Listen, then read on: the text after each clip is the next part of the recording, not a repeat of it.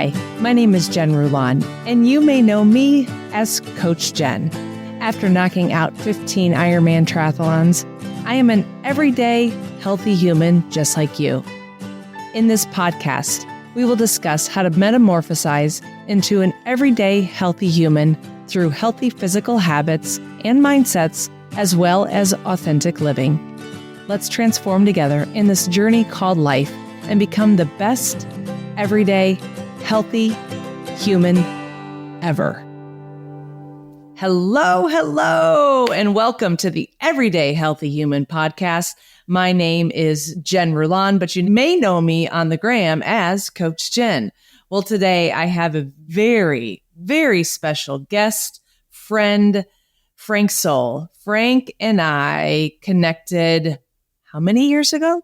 Oh, it's probably about 4 or 5 years ago, I would say. Yeah. Mm-hmm. Yeah, about 4 years ago. And Frank is the owner of Soul Swim Solution, and he's a triathlon coach.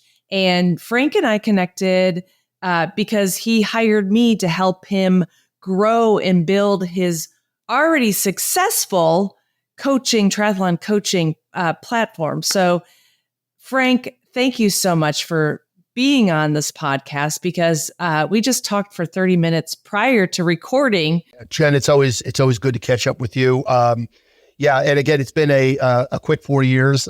We have met at Ironman Arizona on a couple of different occasions. We've been out to dinner with my wife Laura and I, and we've connected, and it's been a great journey. And you changed my swim. That got me much better for my last Ironman. I mean, we were also at a coaching summit too together. Yes, we were. Yeah, that's correct. Yeah, we were at the coaching summit, right? So tell my followers a little bit about you.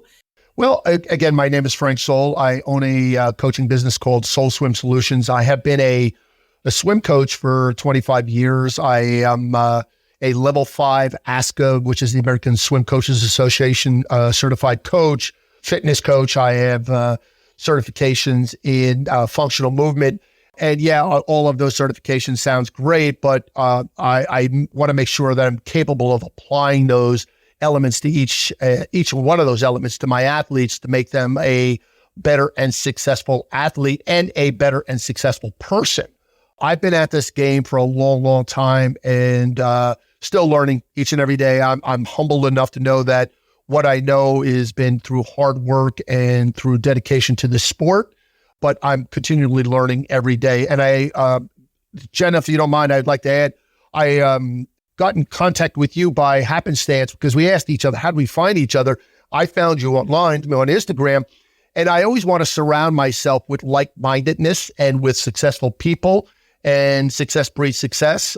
And we are a product of who we hang around with. You know, an Ironman athlete now, still train in the water 5 days a week, and still at this sport that I love for so long. Yeah. And I love that you moved, if you don't mind me saying, you moved to the Villages in Florida, and you're going to be a swim coach for them down there, which my mom lives in the Villages, and I cannot wait for you guys to meet. Yeah, that'd it's be just fun. amazing. That'd be fun. And I love it. So you really wanted that push to get your book out, and the book is called The 5 Bs. It was a long title, The 5 Bs to a Successful Triathlon Swim. That's right. It's fun. I wrote that book a few years ago, and you were very, very instrumental. And because I was struggling, I knew I had the material, but I needed that oomph to get over the top, and the belief that, because I think any writer will tell you self-doubt will come in. You question it. Does the world need another book like this? I never promised the universe that I would write a masterpiece. I just simply promised the universe that I would write a book.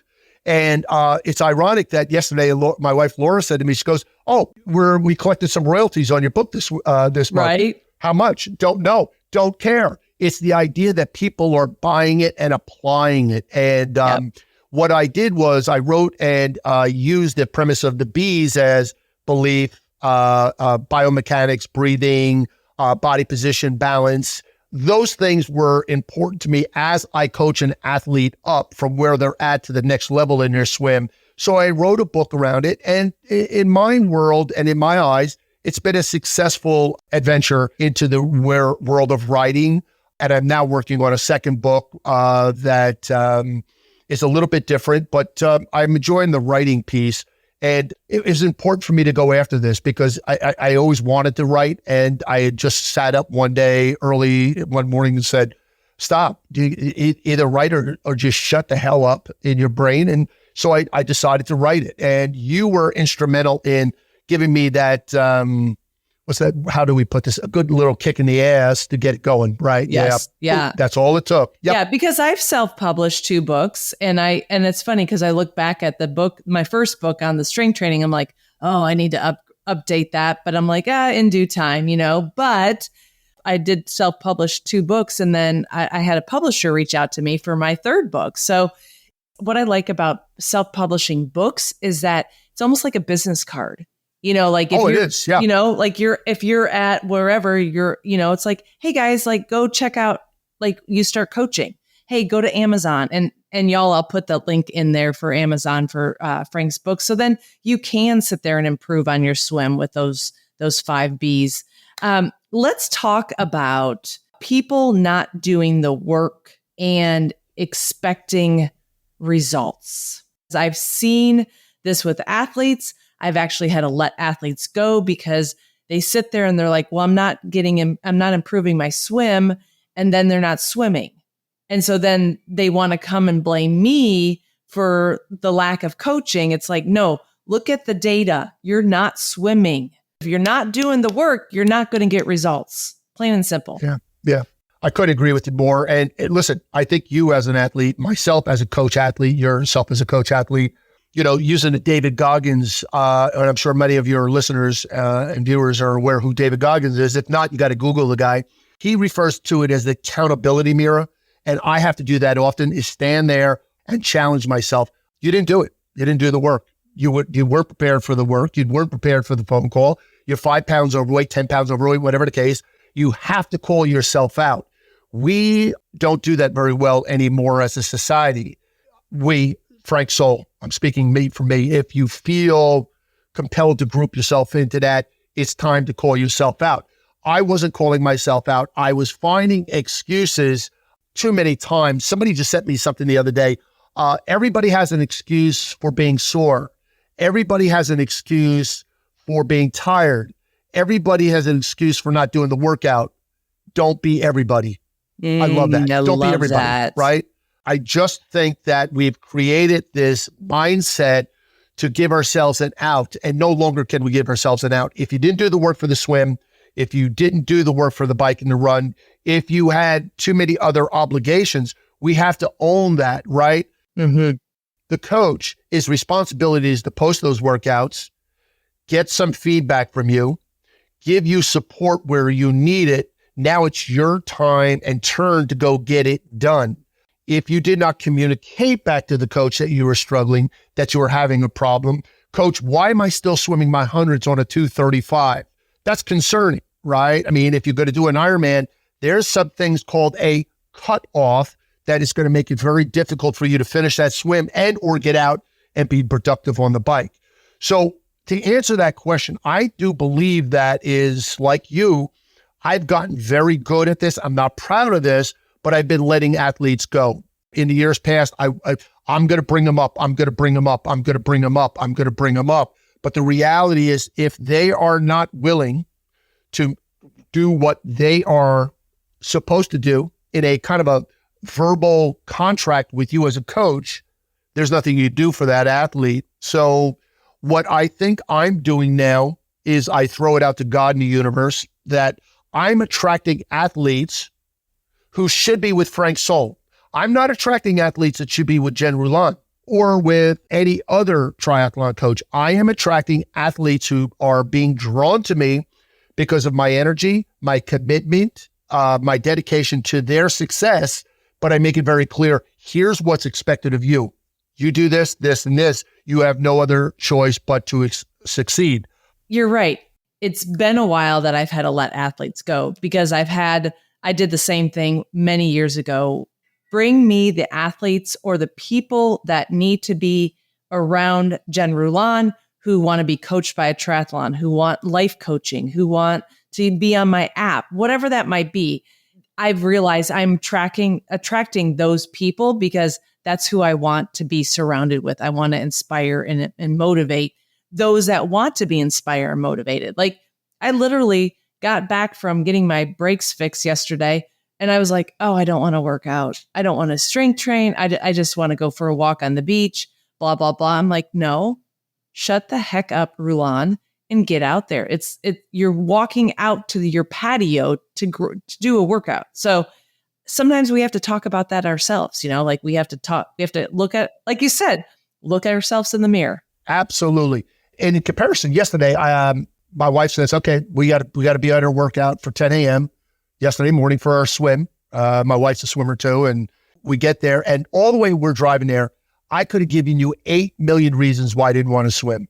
Okay. Got in the water, had a good, solid workout. And then you get out and you say to yourself, why in the hell would I not have done this? Why would I have skipped this? Why would I deny myself the mental brain cleaning that I get when I'm in the water? I call it going to church. It's like going to church for me. It's a spiritual event. And I feel so energized because we know that as we exercise, your brain starts to create these positive chemicals that dump into the body, and you just got to feed off of that.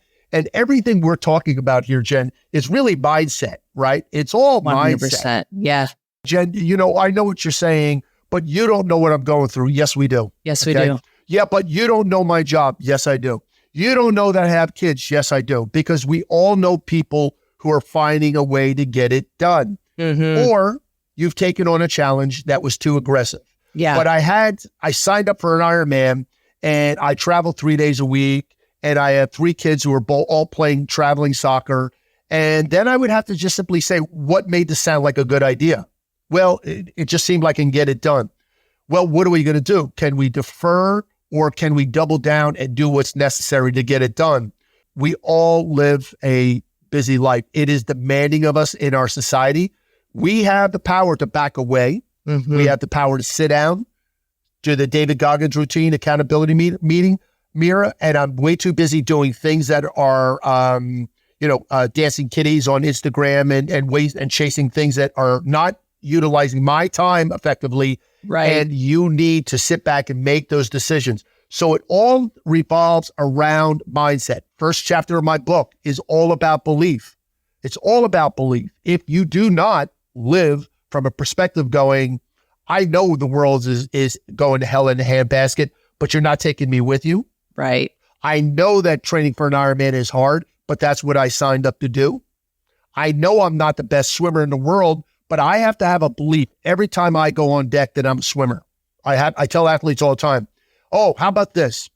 You're interviewing an athlete. You say to them going, so what's your background? Cycling. Oh, so you're a cyclist. Yeah. How about running? Yeah, I did a half marathon. Oh, good for you. Actually, I did 3. So you're a runner. Huh. So tell me about your swimming. Yeah, I get in the water all the time. Do you consider yourself a swimmer? No, that's your first mistake. If you do not act, think, and carry on like a swimmer, I'm not talking about fake it till you make it, but if you show up at the pool, you've done a triathlon, and you've swam, you're a swimmer. I hate to tell you that. You may not be you may not be a good swimmer yet, but you got to think you're a swimmer, because again, that changes brain chemistry. Oh, I'm not a swimmer. There you go. You're not a swimmer. Well, and I talked to many people who have done triathlons, who've done marathons, who've done all these events, and they're like, well, I'm not an athlete. I'm like, yes, you are. They're like, well, I just did a sprint triathlon. That's a triathlon. You don't have to do an Ironman. You're an athlete. And so yes, indeed. Even I had that growing up. I played softball. I was on the varsity as a sophomore. I was, but I never thought myself as an athlete because I didn't run. I wasn't on the track team. I was a cheerleader, whatever. I was an athlete. It's crazy how many women, especially how many women I've talked to who have on the podcast or just in general, oh, I'm not an athlete. Well, you're out there swimming in the ocean. You're an athlete.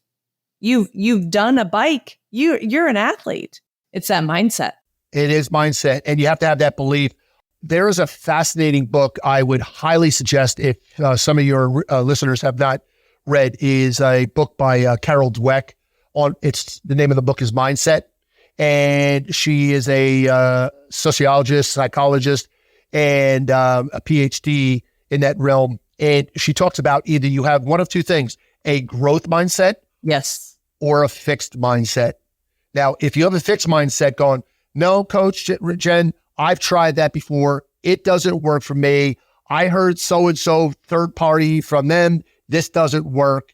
A growth mindset is somebody who says to you is going, okay, let me go to the pool and actually try that, right?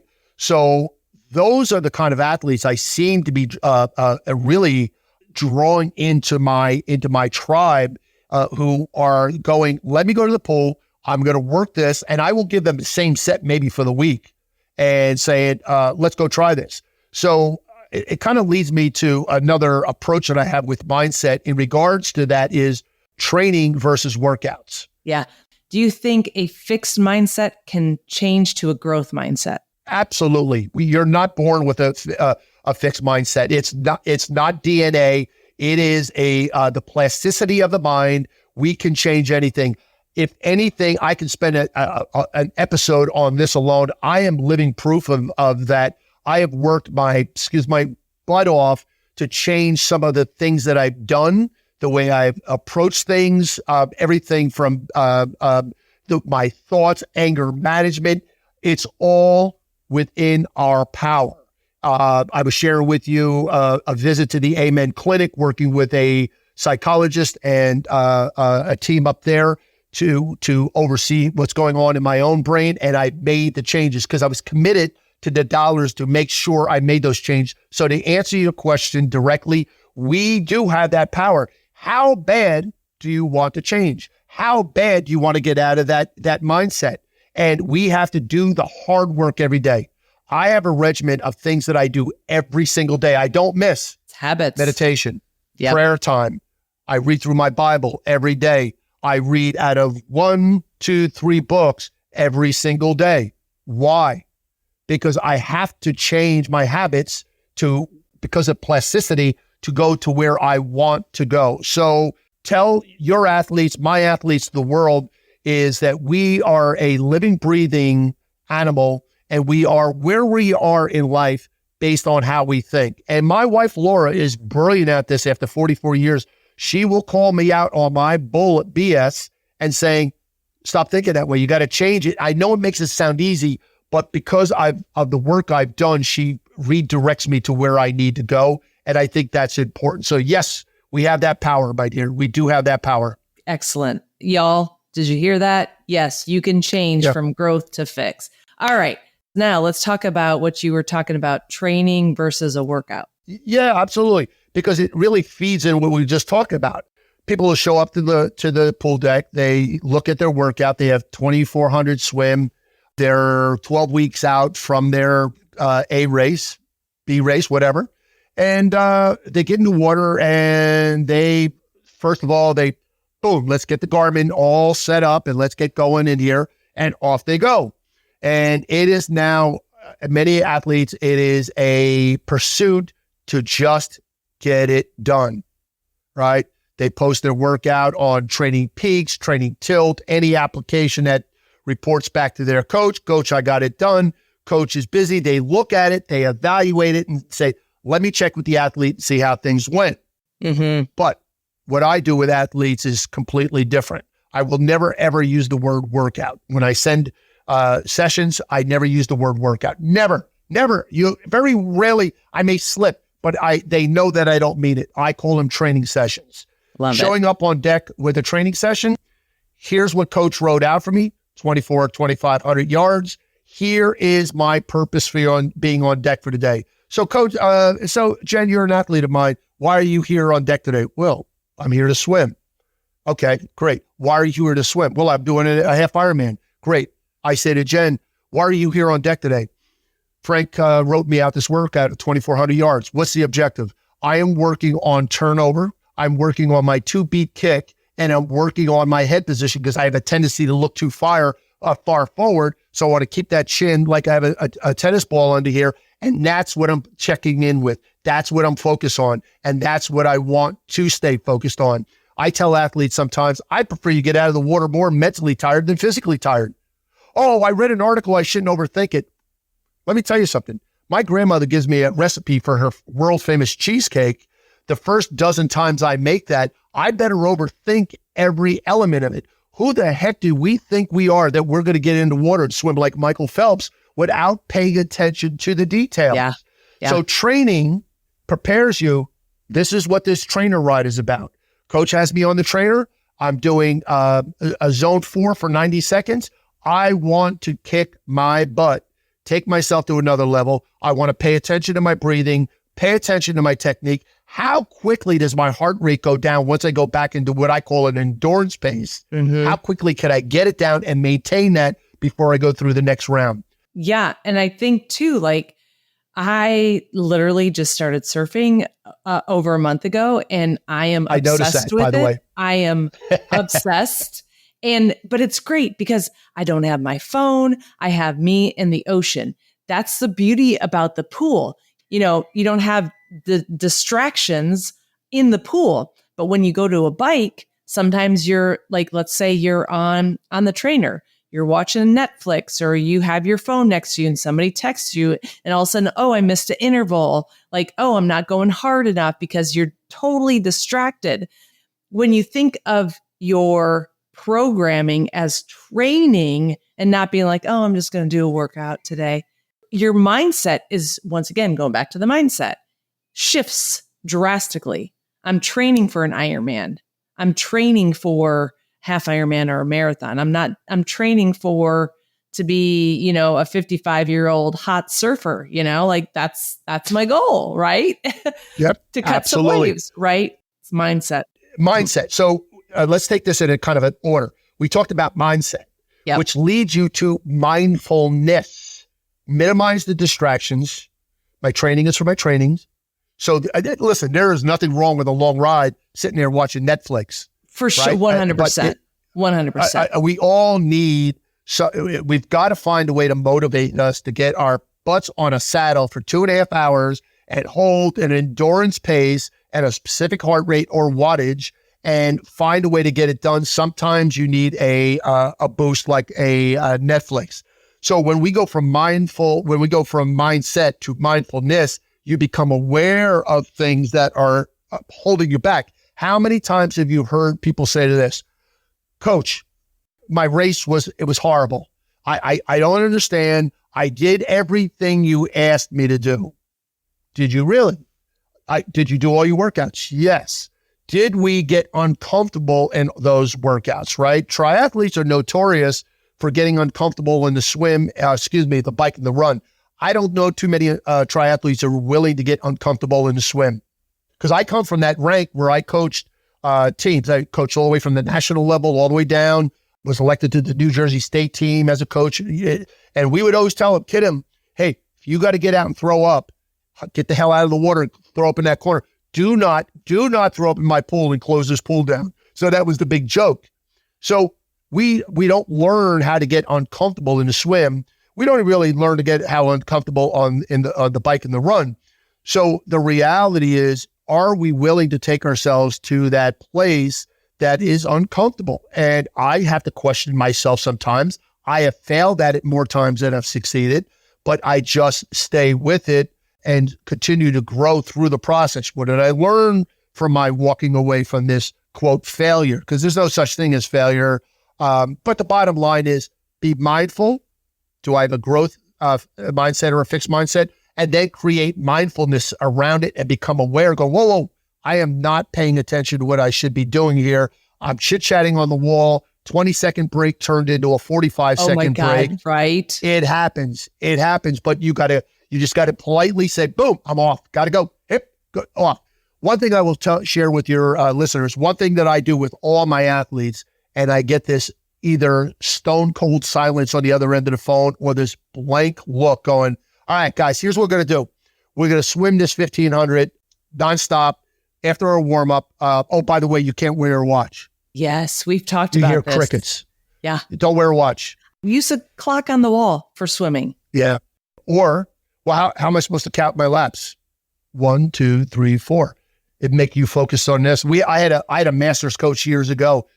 We weren't allowed to wear watches. We didn't have watches back then like that. Right. We had to know where we were through the set. Now, the important reason for this is now we're getting into being mindfulness and paying attention to our feelings. What is the body sending back? I don't have a watch to look at. I remember years ago when I coached Eric Burns, who was in the major leagues through his first Ironman, and he ultimately went on to do 10, 11 Ironmans.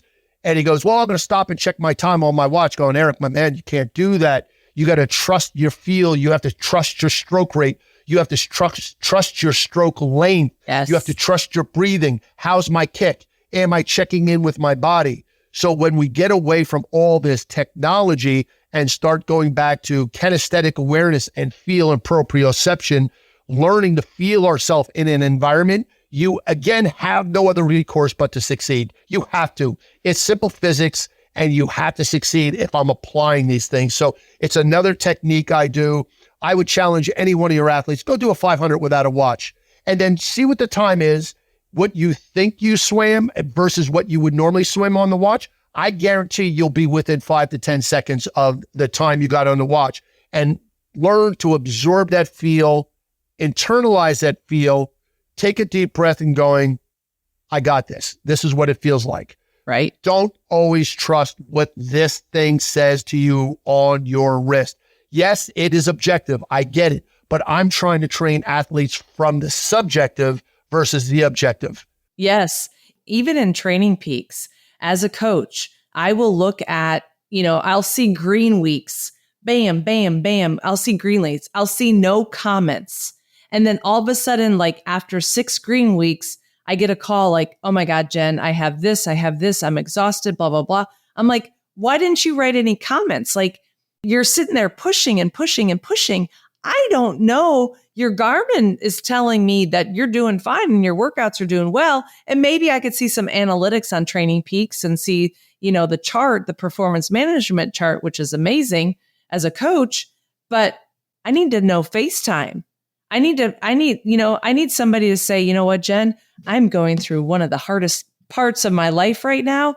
And training is the only thing that's keeping me afloat. But right now, like I need a break. It's like, well, why didn't you tell me that you were going through some of the hardest times? Like, I need my coach or I need my athletes to be vulnerable with me so then I could see big picture wise. It's not just Garmin or Sunto or whatever watch we use. Or whatever kind of technology we're getting our feedback. What you just said is absolutely true, is that I want to hold my athletes responsible to let me know what's going on, right? Hey, haven't heard from you in a few days. Yeah, life's a little tough right now. Good. Could we jump on a call real quick? Which leads me to another point. There's something my athletes hear me say constantly. More isn't better. Better is better. Ooh, right. Can you repeat that again? Yeah. More. I stole this from a physical therapist years ago, Dr. Gray Cook. Brilliant mind. I got certified under him as a movement specialist. And he said, more isn't better. Better is better. Love it. All right. So if you have a butt-kicking week this week, what we're going to suggest is let's take Monday and Tuesday off. Take a deep breath. You're going to be fine. 48 hours of rest is a good thing. I do believe in a lot of my athletes, not every one of them, but a lot of my athletes will convey their HRV to me. I'm a true believer in heart rate variability as a tool, learning tool, and a coaching tool. Coach, I've been in the red for 2 days. Guess what? Tomorrow you're taking off. Take a deep breath. Go to Starbucks with a book, drink some green tea, sleep in, take the dog out for a long walk, go sit outside and ground, do something, no swimming. I don't even want you to put your freaking sneakers on to take the garbage out. Exactly. Put flip-flops on. So when you say this to an athlete, first of all, they know the coach has their back. Number two is that I think we live in a Ironman, or let me back up. We live in a triathlon. I'll even back up again. We live in an endurance world where if you're not living your life like David Goggins, going 7 days a week, I don't take rest days. I sleep 4 hours a night, deep dish pizza and cheesecake every night. You, sir, are an accident waiting to happen. Right. Something is out of whack. Homeostasis is being ignored. You will crash and burn somewhere along the line. It is proof that we need to sleep. It is proof that we need to walk away. It is proof that every pro does some downtime. But many times, and I'm kind of throwing a couple pros under the bus that I know who will be the first one to tell you, and they will beat you up like a racehorse, right? It's not the case. They don't know what is going on internally within that body. From a cellular standpoint, then the athlete starts to question themselves. Why can't I do what so-and-so is doing? Well, there you're comparing yourself to someone else. As swim coaches, what do we say? Whoa, focus on your own lane, man. Right. Focus on your own lane. So, right, be better means that you don't always have to do more. So what we're going to do is we're going to break your swim down. No 4,000 meter swim. I want you to go to the pool. I want you to do a 1,500 nonstop. Get the hell out of the water when you're done. No more, no less. Go sit in a hot tub. And when we give athletes the permission to back away, giving myself permission to back away, I will say for all the years that I've coached, if my wife has said, my wife Laura has said this to me once, she said it a million times, what would you tell your athletes? And I'm going, oh crap, I hate when she uses my own words against me. What would you tell your athletes? I got to, oh, no. I got to go out and get this run done. No. What would you tell your athletes? Oh, son of a bitch. She's using my words against me. But it's true. So when we do that and know that if this is a journey, not a destination, because all life is journey, Michael Phelps could even tell you, is there things I could have done different after all those years of success? He would probably give you 5-6 things he would have done different. I would say the same thing. Yep, all of us. So the thing is, when we go back to being we're mind-based, become more mindful, aware, and we slow down to really evaluate, going back to what I talked about as Goggins' accountability mirror, we start to really figure out where we're at, and then we go back to saying, I'm responsible. It's not my coach, I'm responsible. I am in this position because I have failed to do this and this, or I overestimated or underestimated my capacity at this time in my life. And everything I'm saying to you, I hold myself accountable for. For sure. I don't ever want to tell somebody else to do something if I'm not asking myself to do the same thing. And if not, then I need to get my own crap together so I'm a living, breathing testament of what I'm preaching and what I'm trying to convey to an athlete. That's beautiful. Well, where can my followers find you? I use Instagram primarily, Soul Swim Solutions. You could just type that in. I'm there. I do post. I will just give a little memes. I will talk about swimming from time to time, or triathlon training, or mindset. I am on my website is soulswimsolutions.com. Please feel to reach out to me, ask me questions, anything that may come up in this conversation that I didn't address or Coach Jen didn't address. Be more than happy to talk over with you guys. This is an opportunity for two coaches to share, to get vulnerable with each other, and know that we're both out there for the best interest of your listeners 100%. And for the best interest of both of our athletes to perform at their best. And I believe, I even wrote in my book, that each and every one of us have the opportunity to become not good swimmers, but great swimmers. How bad do I want to learn how to speak a second language? How bad do I want to learn how to cook grandma's cheesecake? How bad do I want to excel at something?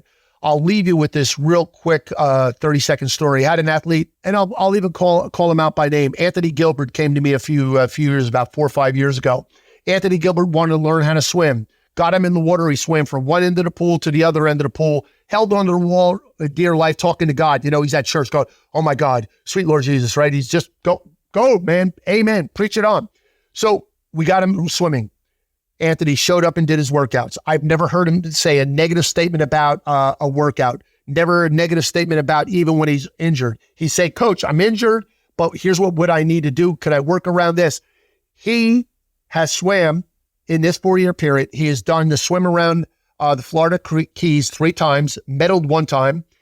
Last summer, in 22, he 29 miles around Manhattan Island. This July, 21 miles, Lake Tahoe.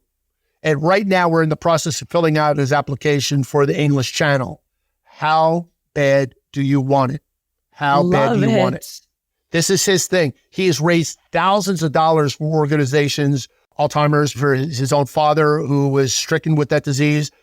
How bad do you want it? And I have to question myself each and every day. How bad do I want to change? If I don't be hard on yourself because you didn't want it bad enough or you're not committed enough. How bad?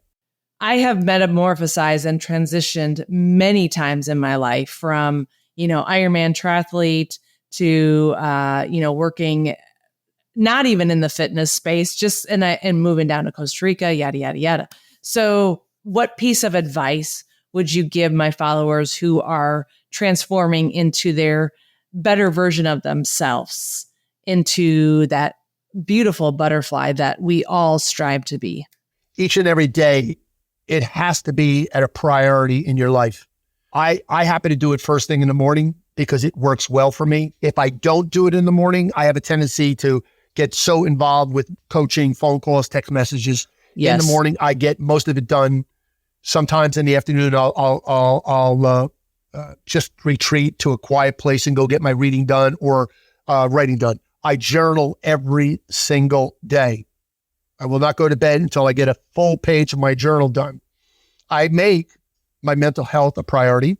I make my nutrition now a priority. It wasn't always that way. Use that same example I talked to you about before. I can eat this, and this. Brain food. What we do is what we think. Our brain is our part of our body. A part is part of our brain. What we put in here fuels this. What we put in our body fuels our body, right? So the reality is I make those things a priority each and every day. I've learned to get quiet. If you're a spiritual person, I pray every day. I read my Bible every day. I meditate every day. I go through a ritual every day. Chop wood, carry water. Chop wood, carry water. Rituals are so important. Yes, agreed. But we cannot put that responsibility, and I mean this with all sincerity, and I mean this with a sense of empathy for people. It's not my responsibility. It's not my wife's responsibility. It's not my pastor's responsibility. It's not God's responsibility. It's not my therapist's or my psychiatrist's responsibility. I have to do the work. Yes. Live by check sheets. I work living by a check sheet. It works for me. On your phone. I'm old school. I like stuff on note papers. My wife would be happy if I could just keep all of these notebooks in one place. Those things, to me, make the person. Then you start to becoming the person you want to be. And there's a fascinating book out there called U Squared. You can go find it, Google it. It's a little book, and it's talking about quantum leaps. And in order to make a quantum leap, you got to let go of where you're at, be fearful of where you're at, but do it anyhow. What does it say? What's that old saying? If anything you're fearful of, if you face that fear, the fear will go away. And I'm paraphrasing it. And I had to learn how to do that.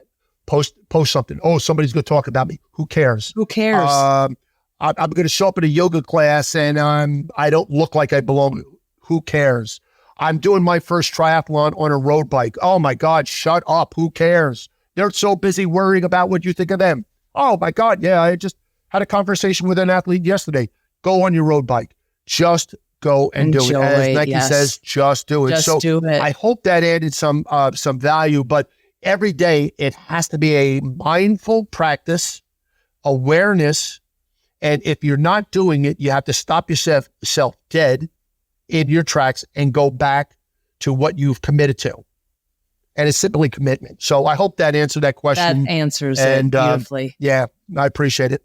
Frank Soul, thank you for all of your support over the years. It's just been absolutely incredible. I love the relationship that we've developed over the last 4 years. Rooster agrees. And thank you for joining me on the Everyday Healthy Human podcast. It has been an absolute blessing and an honor to be here. And you have a very powerful message that people need to hear. People like yourself will draw to you who God in the universe wants to be in your arena. Do not ever give up on who you are and what you do for people. So God bless and keep doing what you do, my dear. Thank you.